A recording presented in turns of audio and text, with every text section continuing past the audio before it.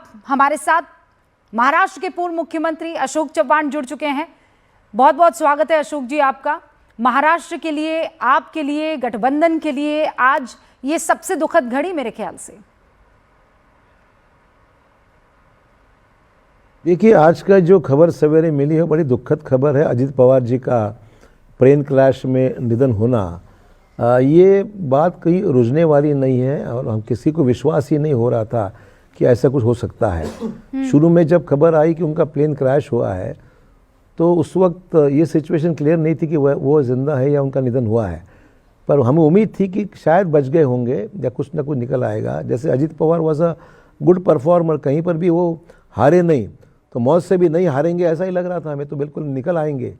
पर कुछ ही समय में न्यूज़ आ गई कि अजित पवार नहीं रहे, तो बड़ी शॉकिंग न्यूज़ आई। बड़ी दुर्घटना, बहुत सदमा पहुंचाने वाली ये दुर्घटना है और किसी को विश्वास ही नहीं बैठेगा ऐसा कुछ हुआ है। स्वाभाविक है कि ऐसे व्यक्ति का, इतनी टावरिंग पर्सनैलिटी, महाराष्ट्र के राजनीति में कई सालों से जिनका प्रभाव था, जिन्होंने अपनी पार्टी को खड़ा कर दिया, उभारा शरद पवार जी के गाइडेंस के अंडर, जिन्होंने अच्छा काम करके अपनी खुद की पार्टी भी बाद में बनवाने का चैलेंज आया तो वो भी उन्होंने स्वीकार के एक चैलेंजिंग सिचुएशन में एनसीपी को खड़ा कर दिया और महाराष्ट्र के राजनीति में बहुत बड़ा प्रभाव उनका रहा। और एडमिनिस्ट्रेशन की कैपेसिटीज़ बड़ी अजीब थी, फैसले करने में हमेशा तुरंत करते थे, फैसला उनका कभी डिले नहीं होता था, चाहे वो राजनीतिक हो या प्रशासनिक हो। डिपार्टमेंट की मालूमात अच्छी थी उनको, कैबिनेट में कई बार मैंने उनको देखा है तो बड़ी हंसी मजाक मेरे से होती थी, बातचीत होती रहती थी, हम एक दूसरे से कई लाइट मोमेंट्स हमने शेयर किए हैं। तो ये पुरानी यादें हमेशा सामने रहेगी और ये जाना बहुत ही हमारा सबके लिए बहुत दुखद बात है। आप मेरे ख्याल से 10वें बड़े लीडर हैं जो ये कह रहे हैं कि वो बहुत ही तुरंत डिसीजन लेते थे, हंसमुख थे। पवार परिवार में हमने भी सियासी लड़ाई देखी, लेकिन कभी एक दूसरे के खिलाफ किसी ने तीखे शब्दों का इस्तेमाल नहीं किया। आप तो परिवार को बहुत करीब से जानते थे, ये नुकसान आपको लगता है इससे पार पाया जा सकता है? देखिए, यही तो खासियत है, चाहे वो अजित पवार जी को हो या शरद पवार जी को हो। राजनीति अपनी जगह है, राजनीति अपनी जगह है, पर पर्सनल संबंध है, रिलेशन है, वो अपनी जगह है। तो उन्होंने एक पर्सनल रिश्ता जो है वो कायम रखा और कभी हम सिर्फ उनसे ही नहीं, हम लोगों के साथ भी, हम जो अलग पार्टी में रहे तब भी हम लोगों ने महसूस किया है कि राजनीति अपनी जगह है, पर्सनल संबंध अपनी जगह है। तो ये खासियत थी अजित पवार जी की और खास शरद पवार जी की कि राजनीति का दर्जा उन्होंने कायम रखा। कैसे याद करेंगे आज? मतलब जितने भी लोगों से बात हो रही है वो कह रही है अगर काम होना होता था तो हाँ कह देते थे, नहीं होना होता था, ज़रा भी उनको लगता था कि नहीं हो पाएगा तो सीधे तौर पर बोल देते नहीं हो पाएगा। उनकी पर्सनालिटी ही कुछ ऐसी थी। देखिए, बात ये तो बिल्कुल सही है, राजनीति में कई बार ऐसे प्रेशर्स आते हैं कि इसका काम कर दो, उसका काम कर दो, ये करो वो करो, और कभी कभी चीज़ें ऐसी रहती हैं कि उसके कारण कभी फैसला गलत भी हो सकता है या फिर उचित नहीं हो सकता है। तो जब उनको लगती थी ये बात ठीक नहीं है तो स्ट्रेट अवे कहते थे कि भाई ये काम उससे नहीं होगा, ये बोलने की ताकत और हिम्मत रखते थे। और कभी कभी प्रेशर आता है कई लोगों से, पर वो बात सुनते नहीं थे, जो बात सही है उसके अनुसार उनका हमेशा बर्ताव रहता था। ये खासियत थी उनकी। और राजनीति में समझना जरूरी है किस चीज़ को हाँ कहना, किस चीज़ को ना कहना है। ये कभी कभी वक्त आता है कि सामने वाले आदमी को ठीक नहीं लगता है, कि बुरा लगता है कि भाई मेरा काम नहीं हो रहा है, पर जब काम गलत हो या फिर एडमिनिस्ट्रेटिवली करना मुमकिन ना हो, ये बोलने की हिम्मत भी रखनी चाहिए कि भाई ये काम मैं नहीं कर सकता हूँ। तो मेरे ख्याल से अजित पवार की जो खासियत थी ये बिल्कुल थी कि वो कोई गलत चीज़ें ना हो या फाइल पे फैसला करते वक्त अपने से कोई गलती ना हो, ये उन्होंने हमेशा सार्वजनिक जीवन में इस बात को हमेशा ख्याल रखा था। अशोक जी, मैं आपको ज़्यादा देर नहीं रोकूंगी, बस जाते जाते एक आखिरी सवाल, ऐसी कोई ख़ास मुलाकात, कोई वाक़या जो आपको याद आता हो? तो ऐसे 20 साल में कई ऐसी घटनाएं हुई है जिसको हमने करीब से देखा है, पर अब सभी चीज़ों का जिक्र करना या मुमकिन नहीं है। पर ये ज़रूर कहूँगा एक अच्छा व्यक्तिमत्व का आदमी था, लोगों से काम करने वाला क्षमता थी उनके पास में, और फैसले जल्द करने की उनकी एक अजीब उनका नेचर था। तो वर्कहॉलिक, सवेरे 6 बजे से रात के 12 बजे तक काम करना ये कोई आसान बात नहीं है।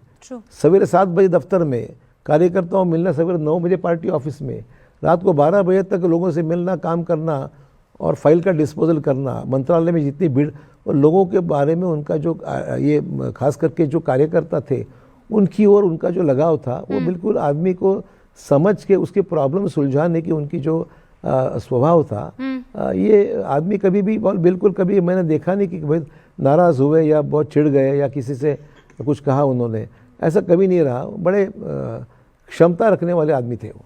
बहुत बहुत शुक्रिया अशोक चव्हाण साहब हमसे बातचीत करने के लिए, न्यूज़ 18 इंडिया के दर्शकों को ये तमाम फीलिंग्स साझा करने के लिए।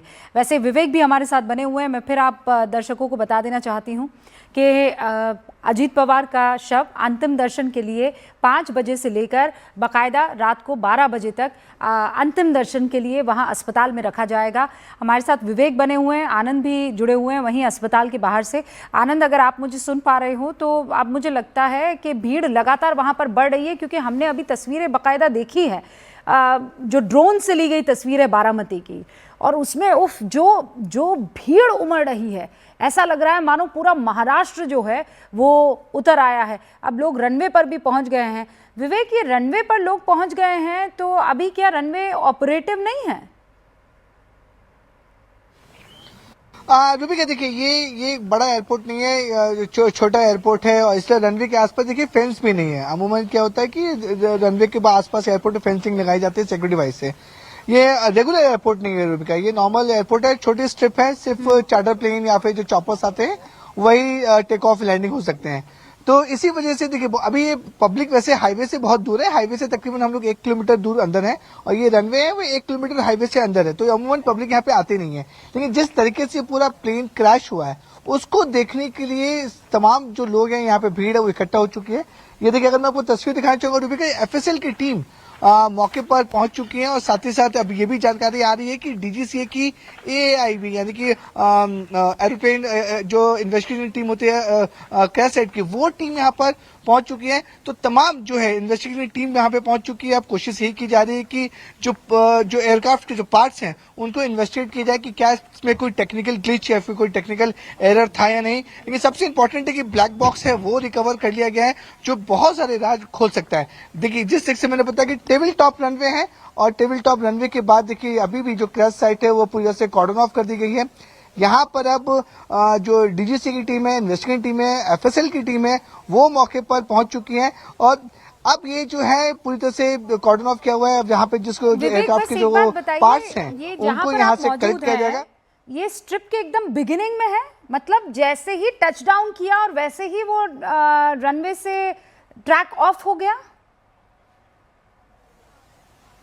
बिल्कुल सही करूँगा। देखिए, जिस समय मैंने आपको बताया कि टेबल टॉप में, और जहां से रनवे स्टार्ट होता है, जहां से रनवे शुरू होता है, क्योंकि अमूमन जो रनवे होता है वो शुरू होने के तकरीबन 1-2 किलोमीटर के अंदर के बाद वो स्ट्रिप जो होती है वहां पे लैंडिंग होती है, ताकि जो पायलट है उससे टॉप व्यू से पता चल जाए कि रनवे है, और रनवे से 2 किलोमीटर अंदर जाने का तो स्ट्रिप शुरू होती है, ताकि उसको पता था कि कहाँ पे लैंडिंग करनी है।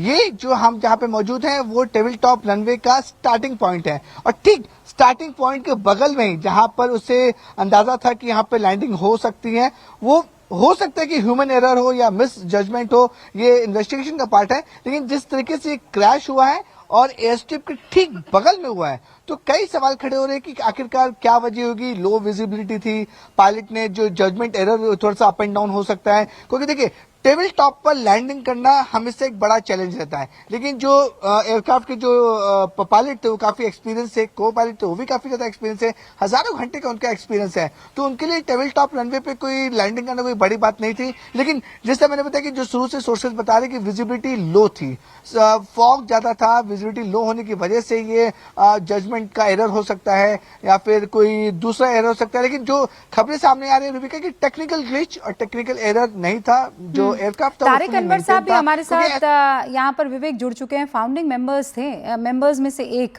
एनसीपी के, फिलहाल कांग्रेस के साथ हैं।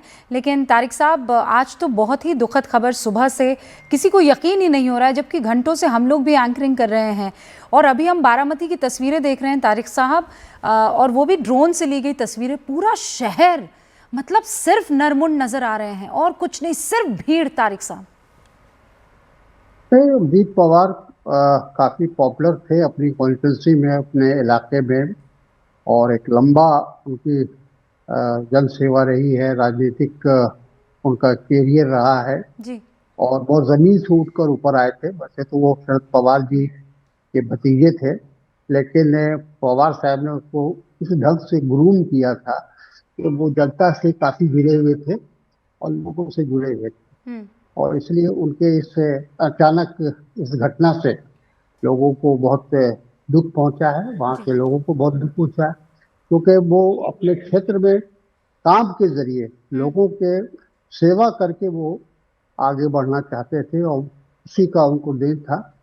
लेकिन दुखद घटना घटी है। अब ये क्यों हुआ, कैसे हुआ, ये तो जब पूरे मामले की जांच होगी तब पता चलेगा कि ये ह्यूमन एरर है। अब उसी का हम भी इंतज़ार कर रहे हैं। बहुत बहुत शुक्रिया हमारे साथ जुड़ने के लिए। वक्त की कमी है, मेरे सवाल तो बहुत सारे थे, लेकिन लोग भैया जी कहिन का भी इंतज़ार कर रहे हैं, मेरे सहयोगी प्रतीक का भी लोग इंतज़ार कर रहे हैं। हम इजाज़त लेते हैं आपसे, और अब भैया जी कहिन।